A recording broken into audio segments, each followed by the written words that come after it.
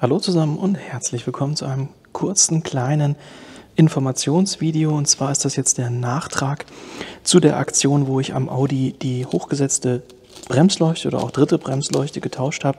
Da hatte ich im Video ja gesagt, dass ich eigentlich nicht Lust habe, das noch aufzusägen und nach der Ursache zu suchen. Ich habe jetzt aber im Nachhinein dann doch mir gedacht, komm, ich mache das noch der Vollständigkeit halber.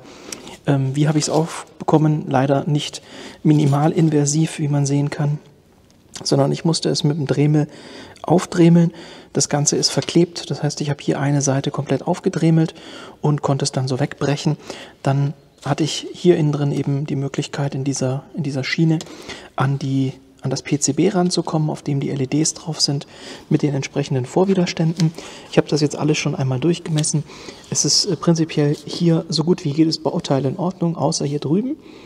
Ich hoffe, man kann das auf der Kamera erkennen. Das ist jetzt der Anschluss vom Stecker. Also hier außen sieht das auch super aus, da ist überhaupt nichts korrodiert. Aber auf der Rückseite sehen wir Korrosionsspuren und der Vorwiderstand oder, ja, ich bin mir gar nicht sicher. Doch, es müsste eigentlich so ein kleiner Schandwiderstand oder irgendwas sein. Also dieser hier ist defekt, da ist kein Durchgang mehr möglich. Und der kleine Widerstand, der hier hinten sitzt, da ist auch kein Durchgang mehr möglich. Das habe ich jetzt hiermit geprüft, mit einem einfachen Voltmeter und einer Durchgangsmessung. Das sprich, wenn man da jetzt eben an den beiden Kontaktpunkten die Messnadeln ansetzt, tönt eben kein Ton. Bedeutet, hier in dem Bauteil ist es nicht möglich, dass elektrische Signale fließen. Und wenn keine elektrischen Signale fließen, können verständlicherweise auch keine LEDs angehen. Also wir haben hier zwei defekte Vorwiderstände, was die Ursache war dafür, dass die Lampe nicht mehr geht. Alle anderen Bauteile, ich denke, man kann das erkennen, sehen wirklich super aus. Ja, also das ist ganz hervorragender Zustand, lediglich hier vorne. Ich weiß auch nicht, wie das sein kann, weil eben der Stecker hier sehr sauber ist und nur auf der Rückseite. Vielleicht ist irgendwann mal Kondenswasser oder so entstanden, ich weiß es nicht, oder kurzzeitig Wasser eingetreten und hat dann da eben Kurzschluss verursacht und dafür gesorgt, dass die Bauteile kaputt gehen.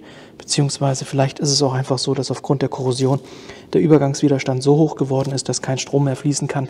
Das weiß ich nicht, dafür müsste ich die jetzt reinigen oder auslöten. Das ist mir aber tatsächlich ein bisschen zu viel Arbeit.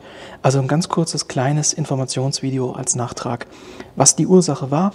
Meine Grundvermutung war also nicht falsch, es war ein Korrosionsschaden und auch der Aufbau, also dass wir hier ein großes PCB haben, auf dem eben die LEDs sitzen, dann eben mit entsprechenden Widerständen geschützt. Ja, ist eigentlich so, wie ich es mir gedacht habe. Nur hätte ich tatsächlich jetzt aufgrund des Gesamtzustandes nicht erwartet, dass da hier an der Stelle die Korrosion so stark ist. Aber gut, ja, man steckt nicht drin. Jetzt wisst ihr auf jeden Fall, was die Ursache war. Jetzt ist es keine Spekulation mehr. Ich hoffe, es ist was Hilfreiches für euch dabei gewesen, auch bei dem kleinen Video.